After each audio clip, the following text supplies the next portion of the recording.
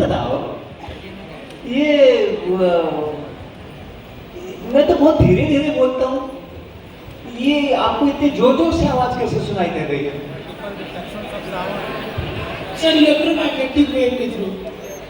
तो ये electromagnetic wave के थ्रू चल रहा है कि एयर के वाइब्रेशन के थ्रू चल रहा है? एयर के वाइब्रेशन के थ्रू चल रहा है। तो इलेक्ट्रोमैग्नेटिक वेव क्या कर रही है? वो ब्लैक कलर का बैग वहाँ पे ऊपर ही रखा हुआ है बैग के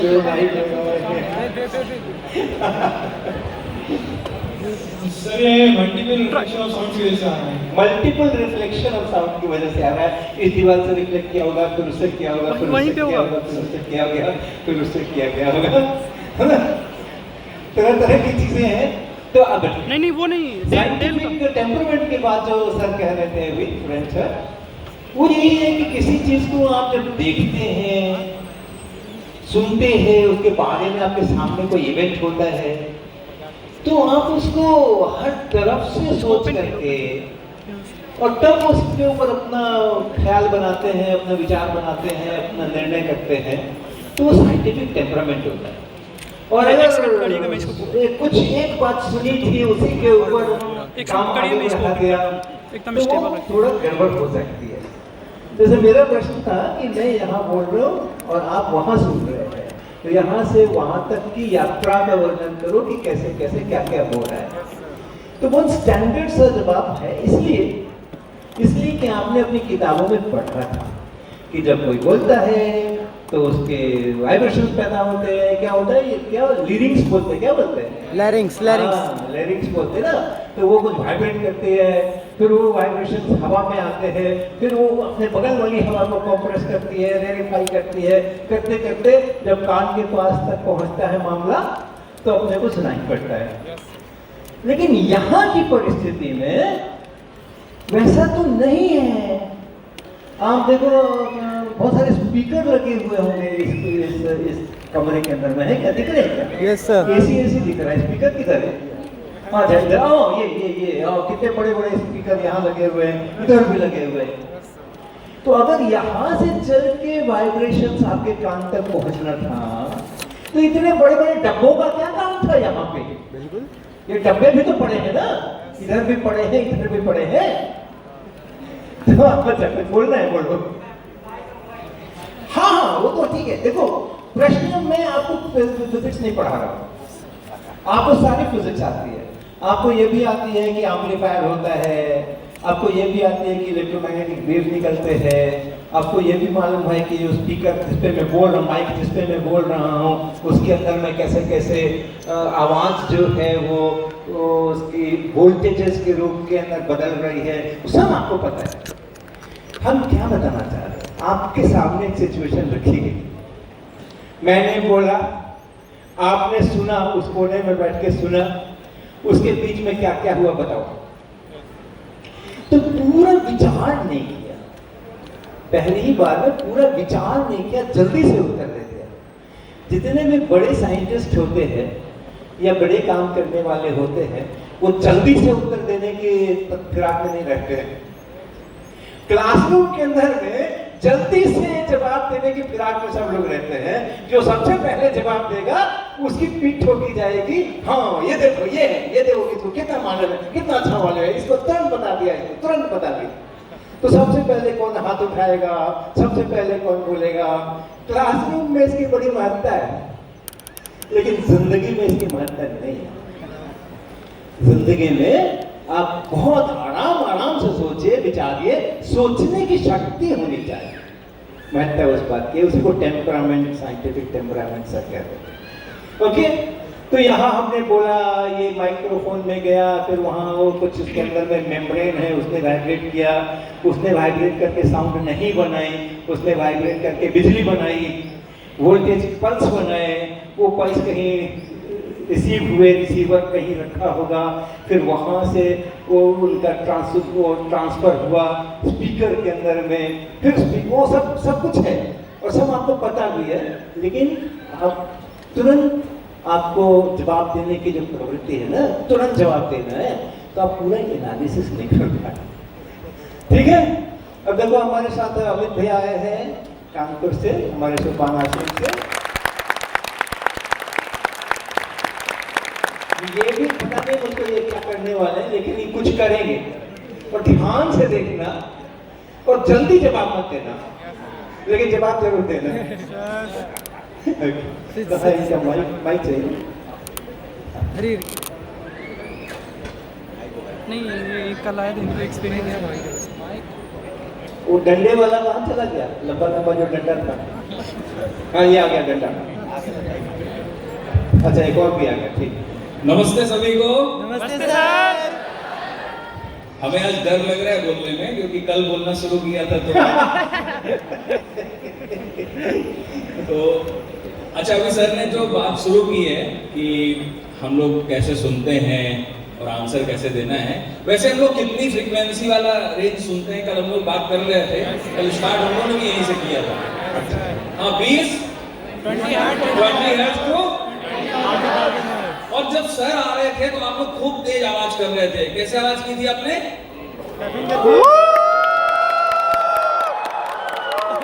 अब की बार आवाज एक पैटर्न में करते हैं।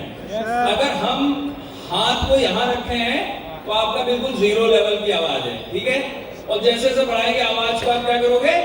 तेज करोगे, यहाँ पे जाके सबसे फुल, ठीक है? फिर उसके बाद कुछ एक्टिविटी करते हैं। तो ये सर के लिए है, ठीक है? Ready, start.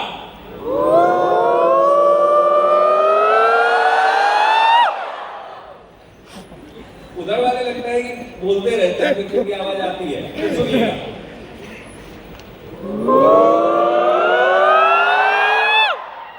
अरे वाह, बहुत बढ़िया।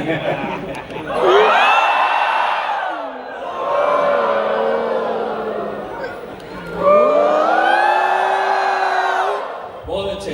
तो अब एक एक्टिविटी करते हैं और हम आपको कुछ क्या करेंगे, साउंड सुनाएंगे, ठीक है? वैसे ही आवाज आएगी, आप लोग जरा गेस कीजिएगा कि कितनी फ्रीक्वेंसी की आवाज है लगभग।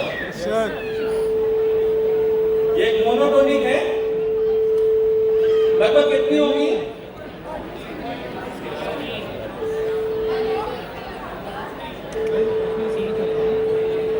ये समय 440 हर्ट्ज है, ठीक है? सर आगे से बिल्कुल यस कर रहे हैं कि 440 हर्ट्ज की फ्रीक्वेंसी की आवाज आप सुन रहे हो। इसका मतलब है कि आपके आसपास जो हवा है वो लगभग क्या कर रही होगी? 440 बार कर रही होगी वाइब्रेट। बहुत अच्छे। आपका कान जो है वो भी कर रहा है क्या? कान का कान का मेम्ब्रेन है वो भी कर रहा है क्या वाइब्रेट? कितना कर रहा होगा? Something 440 hertz. अब हम इसका फ्रीक्वेंसी बढ़ाते हैं।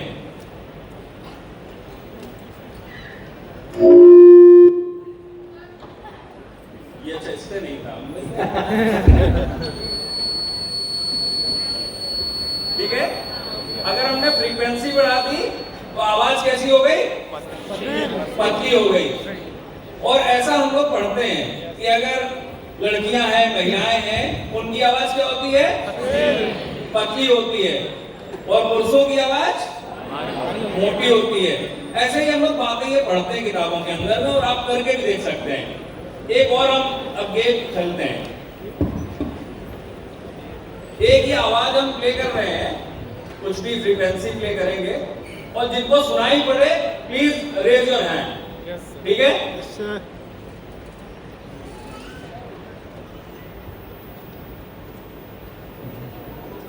सब पीछे देखिए, पीछे देखिए तो सब।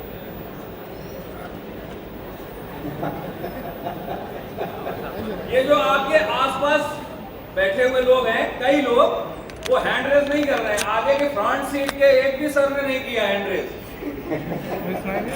बीच बीच में जो इधर बैठे वो भी नहीं कर रहे हैं। पीछे आ रही है क्या? ये कैसे पॉसिबल है? आगे आवाज नहीं आ रही है, बीच में कहीं आवाज नहीं आ रही है, वो वहां तक आवाज आ रही है। यही है फिजिक्स, और इसी को समझने को ही फिजिक्स कहते हैं, क्योंकि इसी साइंटिफिक टेम्परामेंट को समझना है कि यहां आवाज नहीं, बीच में कुछ जगह आवाज नहीं, पीछे आवाज है। तो ये क्या चक्कर है? और कितने हर्ट्ज है? अभी जो है ये है कि ऑडिबल रेंज है 15,000 hertz. This is the Audible range of frequency. और ये हम सुनते हैं, हम किताब में पढ़ते हैं 20 हर्ट्ज टू 20,000 हर्ट्ज, पर right now I am playing 15,000 hertz. तो आपके लिए और एक और ये रंजीत को तैयार किया है। वो टेबल आगे रखवा दीजिए ना। तो यानी किताब में जो पढ़े पीछे उस पर भी अपने को विचार करना है। ऐसा नहीं कि 20 से 20,000, 15,000 जो है सब लोगों के लिए नहीं है, मेरे लिए भी नहीं है लेकिन आप सबके लिए है, जो बच्चे हैं उनके लिए है। तो हर किसी का अपना अपना रेंज होता है। तो एक सबके लिए कह देना 20 से 20,000, वो साइंटिफिक टेम्परामेंट नहीं है।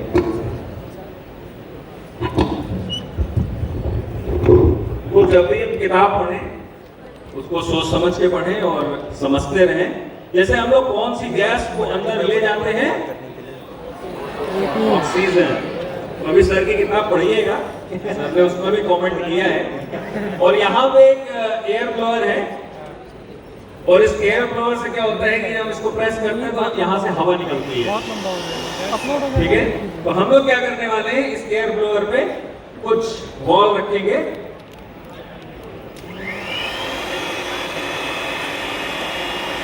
और ये बॉल हवा में एक जगह में लगभग रुकी ही फ्लोट कर रही है,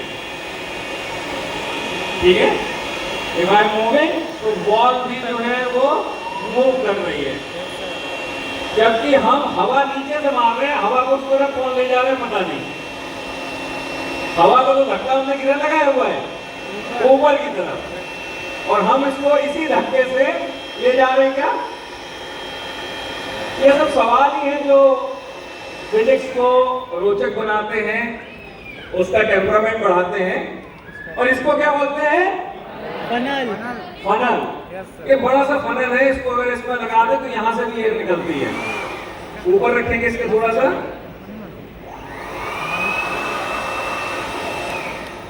इसके ऊपर रखना है इनको, बहुत मुश्किल है। हवा अभी भी निकल रही है, हवा धक्का मार रही है, लेकिन इसके ऊपर ये बॉल को रख नहीं सकते हैं। तो हम अगर ऐसे करेंगे ऑन करके तो आप देखिएगा,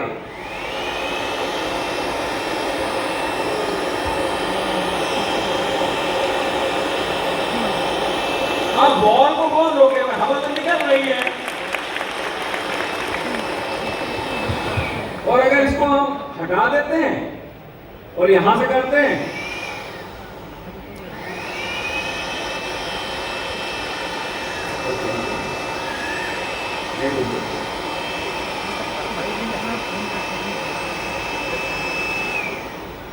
तो थैंक यू इस टूर्नामेंट के लिए। तो फिजिक्स रोचक भी हो सकती है, लोग बहुत डरते हैं फिजिक्स से, ऐसा बोला जाता है। क्यों डरते हैं पता ही नहीं चलता कि क्यों डरते हैं। तो फिजिक्स जो होती है वो हमारे हमेशा साथ साथ रहने वाला दोस्त होती है। ये चलता भी है क्या, ऐसे पकड़ा दिया मुझको हाथ। हाँ चलता है। Okay, so let's start with this. तो इसके पहले का सेंटेंस था कि फिजिक्स हमेशा हमारे साथ साथ चलती है। तो आप ये बताइए कुछ याद करके कि आपको न्यूटन का पहला नियम सबसे पहले किसने सिखाया था? School teacher. क्लास में स्कूल टीचर। कौन से टीचर थे? Science teacher. और किस क्लास में? 9th class. 9th क्लास में सिखाया था ना। और होता क्या है, ये पहला ये फर्स्ट लॉ होता क्या है? Law of inertia. Law of inertia होता है ना। Yes sir. रख दो कोई चीज को, वो उसी स्टेट में रहना तो उसी स्टेट में रहती है जब तक कि बाहर से कोई एक्सटर्नल फोर्स ना लगे। एक्सटर्नल फोर्स न लगाए। आप बताना 9th क्लास में आपके साइंस टीचर ने आपको ये पहली बात सिखाया था, उसके 3-4 साल पहले जाते हैं, जब जिस समय आप क्लास 5 में पढ़ रहे थे या क्लास 6 में पढ़ रहे थे, उस समय के लिए जाते हैं। आप ये बताओ कि आप पढ़ाई कर रहे हो, घर में होमवर्क कर रहे हो, आपकी नोटबुक खुली है, कलम है, आपने सवाल बना रहे हो, फिर बीच में आपको कॉल आ गया कि वो खाना खाने के लिए आ जाओ जल्दी जल्दी, आप छोड़कर चले गए। क्लास 5 के स्टूडेंट हो आप, याद रखना, खाना खाने के बाद बचा हुआ होमवर्क करने के लिए आप कहां जाओगे?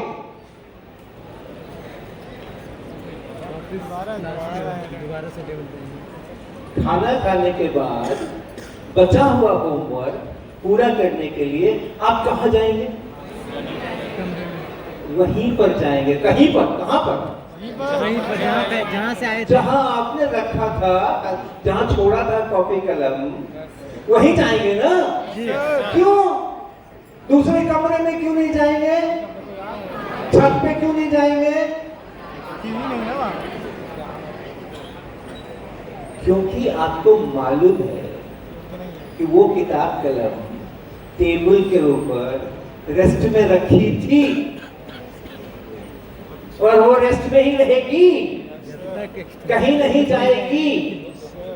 मालूम था ना? तो आपके सर ने तो 9th क्लास में पढ़ाया था, आपको पहले 5वीं क्लास में कैसे पता चल गया?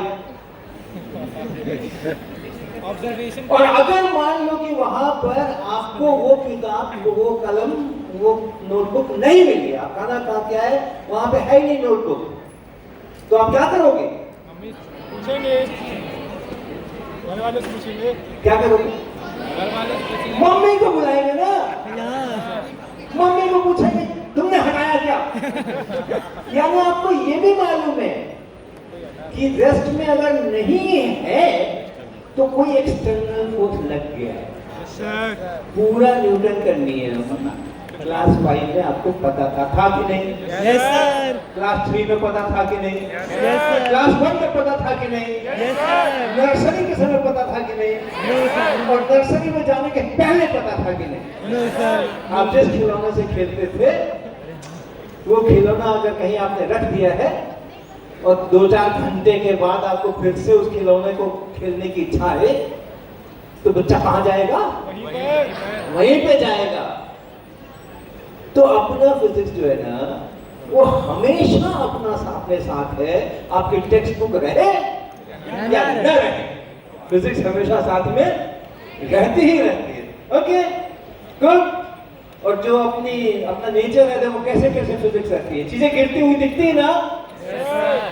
तो ग्रेविटेशन तो पढ़ा रही है, प्रकृति आपको ग्रेविटेशन तो पढ़ा रही है। जल्दी जल्दी देखते हैं क्या क्या पढ़ाती है। क्या पढ़ाया? डिस्पर्सन। लाइट में बहुत सारे कलर्स होते हैं और जब ड्रॉपलेट्स के अंदर से जाते हैं तो अलग हो जाते हैं, सेपरेट हो जाते हैं। डिस्पर्सन पढ़ाया। ये छोटे बच्चे को दिखेगा क्या जो स्कूल में नहीं जाते हैं अभी, उनको रेनबो दिखेगा क्या? Yes sir. तो रेनबो तो आप क्लास 10th में पढ़ाओगे, लेकिन यहाँ तो रेनबो तो साथ साथ चल ही रहा है।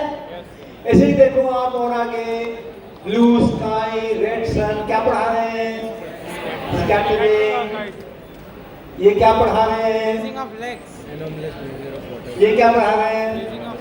पानी का एक्सपेंशन पढ़ा रहे हैं। पानी कैसे कैसे एक्सपेंड करता है वो पढ़ा रहे हैं। रात होती है, दिन होती है, यानी रोटेशन ऑफ अर्थ पढ़ाई जा रही है। फिर वो मौसम बदलते हैं, समर होता है, विंटर होता है, तो रिवॉल्यूशन में क्या होता है और स्पिन में क्या होता है, वो आपको एक्सपेरिमेंट पहले प्रकृति करवा दे रही है। आप बाद में किताबें पढ़ते रहना। लेकिन एक्सपेरिमेंट पहले लैब हो गई, तो अपना एक्सपेरिमेंट हो गया कि हाँ भाई ऐसा होता है, समर होता है, विंटर होता है, समर में अलग ढंग के कपड़े पहनते हैं,